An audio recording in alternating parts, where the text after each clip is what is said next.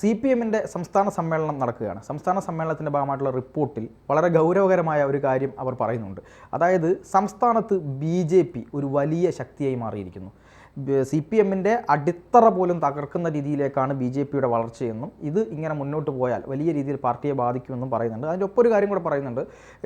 മതനിരപേക്ഷ കാഴ്ചപ്പാടുള്ള ആളുകളെല്ലാം BJP-യെ ചെറുക്കാൻ കോൺഗ്രസിനാണ് ദേശീയ തലത്തിൽ കഴിയുക എന്നുള്ളത് കൊണ്ട് ഈ ലോക്സഭാ ഇലക്ഷൻ പോലുള്ള തെരഞ്ഞെടുപ്പുകളിൽ CPM-ന് ഇനി മുന്നോട്ട് പോകണമെങ്കിൽ ആ ചിന്തയെ മറികടന്ന് മാത്രമേ പോകാൻ കഴിയുള്ളൂ എന്ന തിരിച്ചറിവും കൂടെ CPM-ന് ഉണ്ടാകുന്നുണ്ട്. ഇതിൻ്റെ ചോദ്യം എന്ന് പറയുന്നത് CPM-നും കൂടെ ഉത്തരവാദിത്തമില്ലേ ഈ പറയുന്നത് പോലെ BJP കേരളത്തിൽ ഇത്രയും വളരാൻ? ഇപ്പോൾ ഇങ്ങനെ സഹതപിച്ചിട്ട് കാര്യമുണ്ടോ? പരിതപിച്ചിട്ട് കാര്യമുണ്ടോ? അല്ല, BJP കേരളത്തിൽ വളരുന്നതിന് പല കാരണങ്ങളുണ്ട്.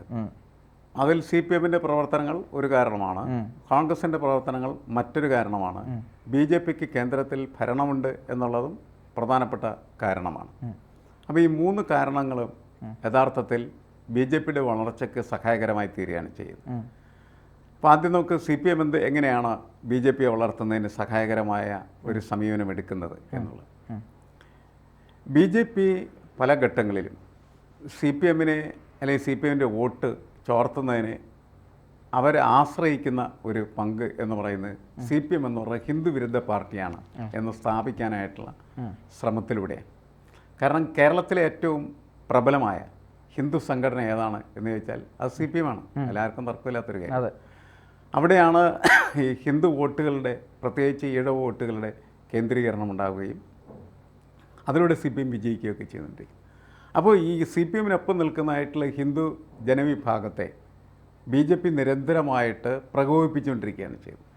ആ പ്രകോപനം എന്ന് പറയുന്നത് CPM എന്ന് പറഞ്ഞത് ഹിന്ദു വിരുദ്ധ പാർട്ടിയെ മാറിക്കൊണ്ടിരിക്കുകയാണ്. അവരുടെ പ്രധാനപ്പെട്ട ജോലി എന്ന് പറയുന്നത് മുസ്ലിം പ്രീണനമാണ് എന്ന് വരുത്തി തീർക്കുന്ന പ്രവർത്തനങ്ങൾ അവർ നടത്തുകയാണ് ചെയ്തത്. ആ പ്രവർത്തനങ്ങൾക്ക് സഹായകരമായ രീതിയിൽ ഉള്ള ചുവടുവെപ്പുകൾ CPM-ൻ്റെ ഭാഗത്തുനിന്നുണ്ടായിട്ടുണ്ട്. ഇപ്പോൾ ഈ കഴിഞ്ഞ ദിവസം ദേശാഭിമാനിയിൽ ഈ സംസ്ഥാന സമ്മേളനവുമായി ബന്ധപ്പെട്ട് CPM-ൻ്റെ മുഖ്യമന്ത്രി പിണറായി വിജയൻ എഴുതിയ ലേഖനത്തിൽ എന്തുകൊണ്ടാണ് ഇൻ്റർനാഷണൽ പൊളിറ്റിക്സുമായി ബന്ധപ്പെട്ട് പാലസ്തീൻ വിഷയം ചർച്ച ചെയ്യാത്തതെന്ന് മുസ്ലിം ലീഗ് ചോദിച്ചുകൊണ്ടിരിക്കുകയാണ്. അതെ. അപ്പോൾ കുറേ കാലമായിട്ട് CPM-നെ തെരഞ്ഞെടുപ്പുകളുടെ അനാലിസിസ് നടത്തിയ സമയത്ത് മനസ്സിലാക്കിയൊരു കാര്യം എന്ന് വെച്ചാൽ, പാലസ്തീൻ എന്ന് പറഞ്ഞ് ഇവിടെ പ്രകടനം നടത്തിയാൽ ഉള്ള കഞ്ഞിയിൽ പാറ്റ വീഴും എന്നവർക്ക് മനസ്സിലായിട്ടുണ്ട്.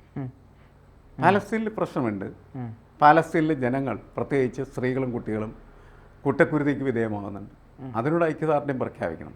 പക്ഷേ ആ ഐക്യദാർഢ്യ പ്രഖ്യാപനം എന്ന് പറയുന്നത് ഹമാസ് പോലെയുള്ള സംഘടനയോടുള്ള ഐക്യദാർഢ്യ പ്രഖ്യാപനമായിട്ട് വായിക്കപ്പെടുന്ന രീതിയിൽ കാര്യങ്ങൾ മാറുന്നുണ്ട് എന്ന് CPM തിരിച്ചറിയുകയും അവരതിനകത്ത് വിട്ടുപോവുകയും ചെയ്യുന്നുള്ളൂ.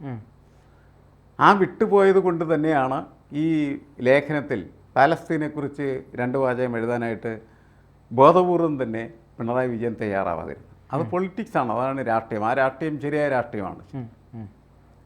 അത് ശരിയല്ല എന്നൊക്കെ വളരെ വിശാലമായിട്ടുള്ള അർത്ഥത്തിൽ ചിന്തിക്കുന്ന ആളുകളൊക്കെ ചിലപ്പോൾ പറഞ്ഞെന്നിരിക്കും.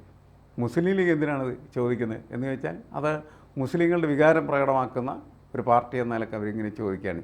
ഇങ്ങനെ ആയിരുന്നു CPM. അത് അവരുടെ ആവശ്യമാണ്. അത് അവരുടെ ആവശ്യമാണ്. ഓരോരുത്തർക്കും ഓരോരുത്തരുടെ ആവശ്യമാണ്.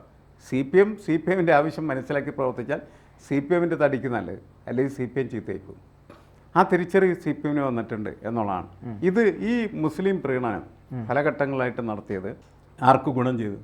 അത് BJP-ക്ക് ഗുണം ചെയ്തിട്ടുണ്ട്. അങ്ങനെയാണ് BJP-യെ വളർത്തുന്നതിൽ CPM ഒരു ഘടകമായി മാറിത്തീരുന്നു. കോൺഗ്രസിൻ്റെ സ്ഥിതി, കോൺഗ്രസിനെ സംബന്ധിച്ചിടത്തോളം ഒരു പ്രത്യേക കാഴ്ചപ്പാടൊന്നും ഇക്കാര്യത്തിലില്ല എന്നുള്ളതാണ്.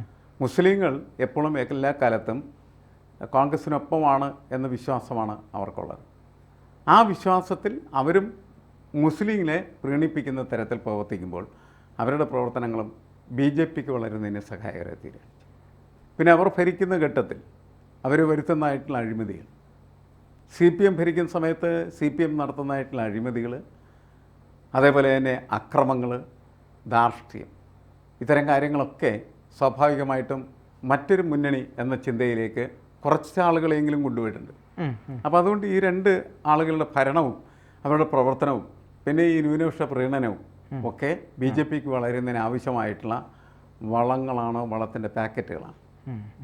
അങ്ങനെ BJP വളരുന്നു ഒരു വശത്ത് എന്നുള്ളതാണ് ഒരു കാര്യം. CPM എന്തുകൊണ്ടാണ് ലോക്സഭാ തെരഞ്ഞെടുപ്പിൽ സമ്പൂർണ്ണ പരാജയത്തിന് വിധേയമാകുന്നത് എന്നതാണ് CPM വിലയിരുത്തലിലെ പ്രധാനപ്പെട്ട ഘടകം. അതവർ പറയുന്നത് ഇതാണ്: ലോക്സഭാ തെരഞ്ഞെടുപ്പ് വരുന്ന സമയത്ത് ഈ മതേതര ബോധമുള്ള, മതേതര ചിന്തയുള്ള വലിയൊരു വോട്ടർ സമൂഹമുണ്ട്. അവരായിരിക്കും ചിലപ്പോൾ എന്ത് ചെയ്യുന്നത്, ഡിസിഷൻ മേക്കേഴ്സ് എന്ന് പറയും. അതെ. അപ്പോൾ അവർക്ക് ഇരുന്നതെന്ന് വെച്ചാൽ ഈ ലോക്സഭയിലേക്ക് എന്തിനാണ് CPM പോകുന്നത്? CPM അവിടെ 3, 4, 5 പേരുണ്ടാവും. കേരളത്തിൽ നിന്ന് 5, 8, 10 പേരെ പറക്കി വിട്ടാൽ പോലും അവർക്ക് ലോകസഭയിൽ പ്രത്യേകിച്ച് കാര്യമൊന്നും ചെയ്യാനായിട്ടില്ല. അപ്പോൾ ലോകസഭയിൽ BJPക്കെതിരെ ശബ്ദിക്കാനായിട്ടുള്ള ശക്തി എന്ന് പറയുന്നത് കോൺഗ്രസ്സിനാണ് എന്ന് മനസ്സിലാക്കുകയും അങ്ങനെ മതേതര മൂല്യമുള്ളതായിട്ടുള്ള വോട്ടുകൾ എന്ന് വിശേഷിപ്പിക്കപ്പെടുന്ന ഈ വോട്ടുകൾ കോൺഗ്രസ്സിന് പോകുന്ന ഒരു സാഹചര്യം എല്ലാ പാർലമെൻറ്റ് തെരഞ്ഞെടുപ്പിലും ഉണ്ടാകുന്നുണ്ട്. അത് CPM വിലയിരുത്തൽ വളരെ ശരിയായിട്ടുള്ളൊരു കാര്യമാണ്. അതുകൊണ്ട് കോൺഗ്രസ് വേണോ അതേപോലെ തന്നെ CPM വേണോ എന്ന് പാർലമെൻറ്റ് ഇലക്ഷനിലൊരു വോട്ടർ, നേരത്തെ പറഞ്ഞ തരത്തിലുള്ള വോട്ടർ ചിന്തിക്കുമ്പോൾ അവർ കരുതുന്നത് CPM വേണ്ട, കോൺഗ്രസ് മതി എന്നുള്ളതാണ്. ഇത് അത്ര എളുപ്പത്തിൽ കേരളത്തിൽ നിന്ന് മാറ്റി കളയാനായിട്ട് കഴിയും എന്ന് CPM ധരിക്കരുത്. കാരണം CPM നാഷണൽ പൊളിറ്റിക്സിൽ, ദേശീയ രാഷ്ട്രീയത്തിൽ കൃത്യമായ രാഷ്ട്രീയ നിലപാടെടുത്ത് പ്രവർത്തിക്കുന്ന ഒരു പാർട്ടിയായിട്ട് മാറിക്കഴിഞ്ഞാൽ മാത്രമേ CPM എന്ന് പറയുന്നത് നാഷണൽ പൊളിറ്റിക്സിൽ പ്രസക്തമായി തീരുള്ളൂ. അതല്ല എന്നെല്ലാവർക്കും അറിയാം. അതുകൊണ്ട് CPM വോട്ട് കൊടുക്കുന്ന വേസ്റ്റാണെന്ന് കരുതിയിട്ടാണ് ഈ വോട്ടുകളൊക്കെ എന്ത് ചെയ്യുന്നത്, കോൺഗ്രസ്സിൽ പോകുക. ഇങ്ങനെ കോൺഗ്രസ് ലോക്സഭാ തെരഞ്ഞെടുപ്പിൽ നല്ല ഭൂരിപക്ഷത്തിന് വിജയിക്കുന്ന ഒരു സാഹചര്യം ഉണ്ടാകും. അത് കഴിഞ്ഞ് പ്രാദേശിക തെരഞ്ഞെടുപ്പുകളിലേക്കും അതേപോലെ തന്നെ നിയമസഭാ തെരഞ്ഞെടുപ്പുകളിലേക്കൊക്കെ വരുന്ന സമയത്ത് ഈ വോട്ടർമാരുടെ ആറ്റിറ്റ്യൂഡിന് മാറ്റം വരും. അവർ കേരളത്തിൽ ഭരിക്കാൻ നല്ലത്, കോൺഗ്രസിനേക്കാൾ മെച്ചപ്പെട്ടത് CPM ആണ് എന്ന് ധരിക്കുകയും കോൺഗ്രസിന് കൊടുത്തിരുന്ന വോട്ട് തിരിച്ച് CPM കൊടുക്കുകയും ചെയ്യും. അങ്ങനെയാണ് CPM ജയിക്കുന്ന ഒരു സാഹചര്യം നിലവിൽ വരും. എന്നാൽ 2 ഭരണകാലഘട്ടങ്ങളിലൂടെ രണ്ടാം ഊഴം പൂർത്തീകരിക്കുന്നതിലൂടെ CPM വരുത്തി വെക്കുന്ന വലിയൊരു അപകടമുണ്ട്. ആ അപകടം എന്ന് പറഞ്ഞാൽ ഭരണത്തിലിരിക്കുന്ന സമയത്ത് അവർക്ക് പലപ്പോഴും അവരുടെ പോളിസികൾ കൃത്യമായിട്ട് നടപ്പിലാക്കാനായിട്ട് പറ്റാതെ വരുന്നുണ്ട്. അങ്ങനെ പറ്റാതെ വരുമ്പോൾ അവരതുവരെ പറഞ്ഞിരുന്നതായിട്ടുള്ള പൊളിറ്റിക്സിനെ വിഴുങ്ങേണ്ട ഒരു സ്ഥിതിയിലേക്ക് എത്തിച്ചേരുകയും ഇത് രാഷ്ട്രീയമായിട്ട് അവർക്ക് സെറ്റ് ബാക്ക് ഉണ്ടാക്കി കൊടുക്കുകയും.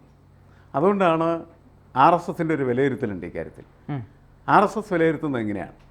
CPM ഭരണത്തിൽ തുടരുമ്പോൾ ദുർബലപ്പെടുന്നു, കോൺഗ്രസ് ഭരണത്തിൽ നിന്ന് അകറ്റി നിർത്തപ്പെടുമ്പോൾ ദുർബലപ്പെടുന്നു. അതുകൊണ്ട് കോൺഗ്രസിനെ ഇല്ലാതാക്കാനും CPMനെ ഇല്ലാതാക്കാനും നല്ലത് ഒരു 3ാം ഊഴത്തിൽ കൂടി വീണ്ടും CPMനെ കൊണ്ടുവരുന്നതാണ് എന്ന് RSS വിചാരിക്കുന്നുണ്ട്. കാരണം അത് വളരെ കൃത്യമാണ്. കാരണം വെച്ചാൽ ഭരണത്തിലിരിക്കുന്നവരും ഇവർ കൂടുതൽ ദ്രവിച്ച് നശിച്ച് ജീർണിച്ച് ഈ പാർട്ടി തന്നെ ഇല്ലാതാവുന്ന സ്ഥിതിയിലേക്ക് എത്തിച്ചേരും. അപ്പുറത്ത് കോൺഗ്രസിൻ്റെ സ്ഥിതി എന്ന് വെച്ചാൽ ഭരണത്തിലില്ലെങ്കിൽ പണമില്ലെങ്കിൽ അവർക്ക് പ്രവർത്തിക്കാനായിട്ട് ആളുകളെ കിട്ടില്ല, അവരുടെ പ്രവർത്തനശേഷി പോവും, മുസ്ലിം ലീഗും ദുർബലപ്പെട്ടു. ഇതൊക്കെ ഒരു വലിയ യാഥാർത്ഥ്യമാണ്. ആ യാഥാർത്ഥ്യം തിരിച്ചറിഞ്ഞിട്ടാണ് RSS വളരെ കൃത്യമായിട്ട് അതിൻ്റെ പരിപാടികളെല്ലാം നീക്കൊണ്ടിരിക്കുന്നത്. അപ്പോൾ അതുകൊണ്ട് ഈ അടുത്ത തിരഞ്ഞെടുപ്പിൽ RSSൻ്റെ സഹായം CPMന് ലഭിച്ചാൽ അത്ഭുതപ്പെടേണ്ട കാര്യമില്ല. കാരണം ഈ രണ്ടും തകർന്നു വീണ് അതിൻ്റെ ചാരത്തിൽ നിന്ന് തീർച്ചയായിട്ടും BJPക്ക് വലിയ രീതിയിൽ അധികാരത്തിലേക്ക് വരാൻ കഴിയും എന്ന് പറയുന്ന ഒരു ദീർഘകാല കാഴ്ചപ്പാട് RSSനുണ്ട് എന്നാണ് നമ്മൾ മനസ്സിലാക്കേണ്ടത്. തീർച്ചയായിട്ടും.